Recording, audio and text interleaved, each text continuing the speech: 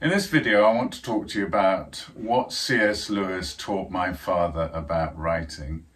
My dad, Philip Stibbe, was a pupil of C.S. Lewis, in fact, a star pupil of Lewis. Dad went up to Merton College, Oxford, at the beginning of World War II. His college professor was J.R.R. Tolkien, and his personal tutor and supervisor was C.S. Lewis. And Lewis saw so much potential in my dad that on a fortnightly basis he invited him to dinner so that he could talk to Dad about literature, philosophy, theology, faith, and so forth. And as you can understand, that had a big influence on my dad. When my dad came to write his one and only book after World War II about his experiences as a prisoner of war in the Far East, a book entitled Return via Rangoon, I can see a lot of C.S. Lewis's influence in the way that my dad wrote. So I want to pinpoint five principles of writing that I see in Lewis as a student of C.S. Lewis and that I see in my dad's book, which I believe are pretty timeless principles, especially for authors of faith. The first of these principles is the principle of economy. Lewis was a firm believer that you shouldn't use 10 words if 5 were perfectly adequate. He exercised extraordinary self-discipline and restraint in the way that he wrote. You can see this if you line up the 7 Chronicles of Narnia side by side. You'll see that they're all about the same equal length. They kind of come in around about the 40,000 word mark, each of those 7 volumes. You compare and contrast that with, let's say, the 7 novels about Harry Potter, which become progressively long, and some would argue overlong, even though they're superb stories. And you can see the point well made that Lewis was an absolute master in the craft of economy. And I believe my dad learned some of that self-restraint from Lewis. As an example of economy, I'm going to read from the last few sentences of my father's book. And this is after he's been liberated as a prisoner of war in the Far East in Rangoon jail.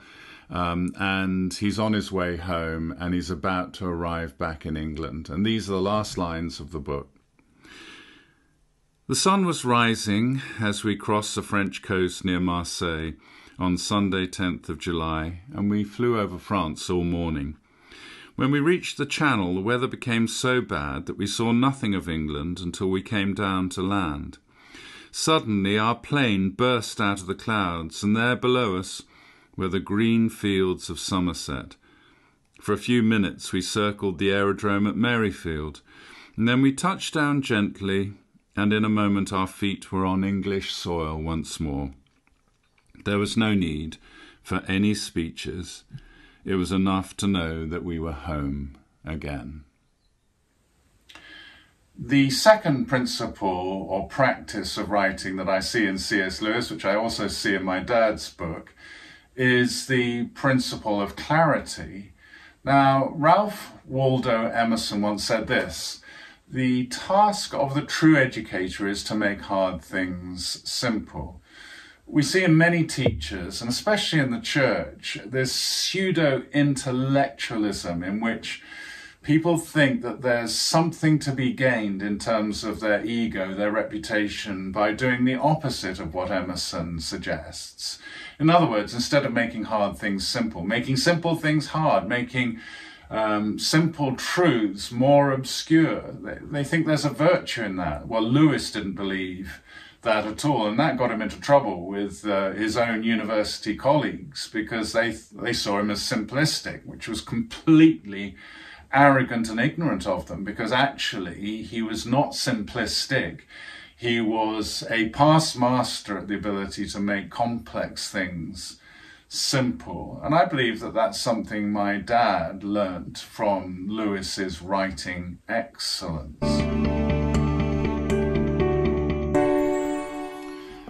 As an example of clarity, of making hard and complicated things simple, in my father's writing, in his book, Return via Rangoon, I'm going to point to a paragraph that he wrote about what he'd learnt philosophically psychologically from his experiences as a prisoner of war.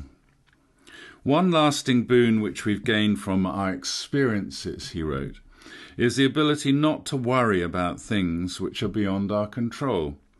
We have learnt that there is nothing to be gained from anxiety, and that in any situation one can only do one's best and then leave the outcome to providence. This attitude to life, which can be exasperating to others, also involves, as far as possible, taking one day at a time and not dwelling unduly on the past. The third thing that I see in Lewis is the principle and practice of rhythmicality. By that I mean the cadency and the poetry of words. Lewis believed that you should attend to the ear as a writer, not just to the eye. Now, we're a very visual culture, so when we write today, we're very much more attuned to and conscious of the way in which words look on a page. But Lewis, he did a lot of his teaching in the lecture hall and through the wireless, or what we today would call the radio. And he therefore had much more of an ear for what he was writing, not just an eye. And so I think it's a really good idea to read out loud what we write so that we can too become sensitive to the rhythmicality of our language, see whether it really does have a lyricism and a rhythm that makes it easy to read. I think Dad, my father, had that ability too, which I believe he got from Lewis.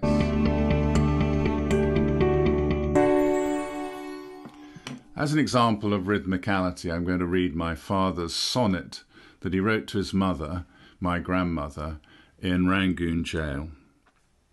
2 years have passed, 2 long and joyless years, since last I saw you smile or heard you speak. And yet the thought of those unwilling tears which ran unheeded down your oft-kissed cheek still rips my heart. No earthly words can tell the depths of love and sorrow which our souls plumbed in those precious moments of farewell. But grief can never linger in my mind for long when you are there, as happiness always comes with thoughts of you. I find serenity as if from your caress, and often, among the daily doubts and fears of life, or when temptation seems too strong, your unseen influence prevents or cheers. Now, the fourth principle or practice I see in Lewis, I think is really commendable in his writing craft, is his subtlety.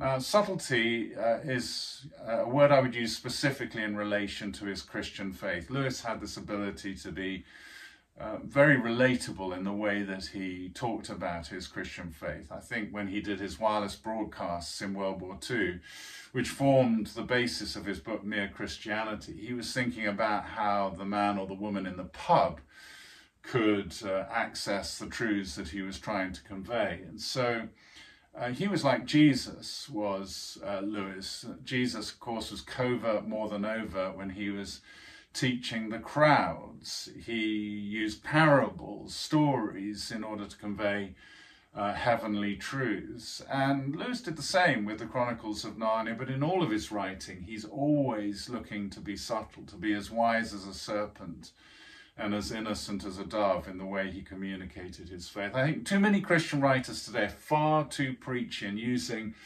their writing opportunity as a soapbox for pummeling people with the Bible and with evangelical doctrine, whereas actually I think what we should be doing is learning from Lewis and learning from Tolkien and the art of conveying your faith with subtlety. I think my dad had that too, and I think he got that from both Lewis and Tolkien.